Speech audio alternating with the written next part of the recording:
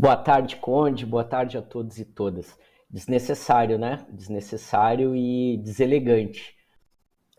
O tom da Glaze Hoffman muito duro, mas correto, né?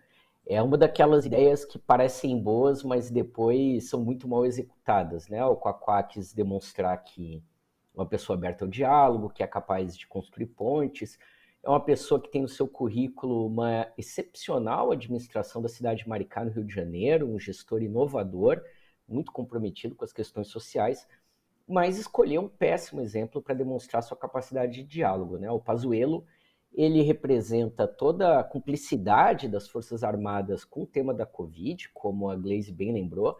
Ele é responsável direto como gestor pela crise em Manaus, pela multiplicação da cloroquina e, de certa forma, da crise humanitária que atinge os Yanomamis também, porque as forças do exército foram todas direcionadas a produzir cloroquina e espalhar isso em terras indígenas. Então, bastante infeliz, né? E o Quaquá é sempre uma pessoa bastante espontânea e também é, eleva o tom às vezes, né? Então ele tem reagido com bastante. Tô tentando ser delicado, né? Para não ser desrespeitoso com a pessoa, não vou jogar o currículo dele no lixo por conta dessa infelicidade, mas ele realmente merecia, como lembrou a presidenta do PT, Glaze Hoffmann, mais respeito às famílias que perderam familiares com Covid-19 e mesmo com toda a relação que o Pazuello certamente tem com as atitudes que nós estamos investigando aí do 8 de janeiro, a cumplicidade militar, etc. Né? Então, bastante infeliz para ser educado por hora.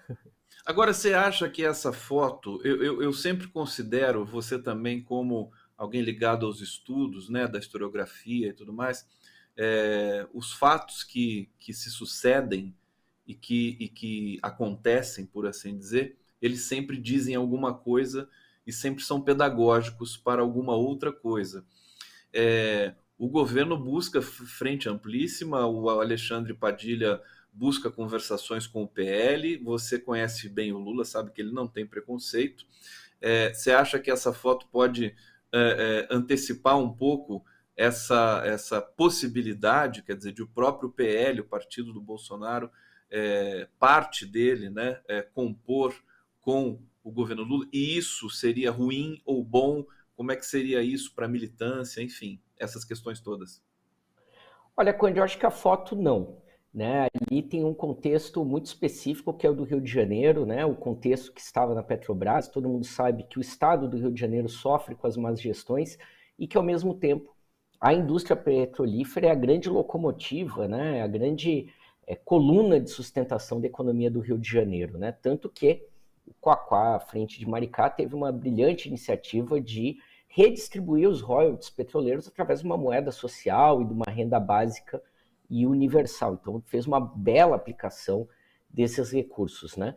E, obviamente, a indústria petroleira, desde sempre, tem muita relação da Petrobras com os militares, sejam tecnológicas, seja de gestão, enfim.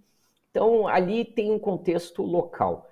Agora, quanto ao PL, esse é o problema que o Valdemar da Costa Neto está tentando descascar. Ele não imaginava que teria tantos problemas quando aceitou seu partido de aluguel do Jair Bolsonaro. Né? E ele está tentando se reconstruir. Né? Ele tinha uma expectativa, sim, de fazer parte da base aliada do governo, imaginava que talvez o Bolsonaro saísse da legenda, como já saiu de tantas legendas, que fosse partir para outra iniciativa, mas a própria desenvolvimento dos fatos obriga que o Bolsonaro precise ter uma legenda como o PL ou qualquer legenda para se agarrar, inclusive para fins de defesa junto ao Tribunal Superior Eleitoral, onde estão hoje as denúncias e as apurações mais fortes e que podem levar o Bolsonaro à inelegibilidade. Então, hoje, o PL está reorganizando a sua estratégia. E essa estratégia passa por abraçar ou o bolsonarismo, e nesse caso apostar em Michele Bolsonaro, contando com uma inegibilidade de Bolsonaro, como uma chamariz de votos, uma pessoa que possa caminhar e representar o Bolsonaro nos estados, etc. E até como ele ventilou uma possível candidatura presidencial, ainda que seja super cedo para se pensar nisso. E a outra parte mais pragmática, mais fisiológica, que gostaria sim de aderir ao governo Lula. Para isso, o empecilho é a base bolsonarista que foi para o PL, que faz muita oposição a isso, né?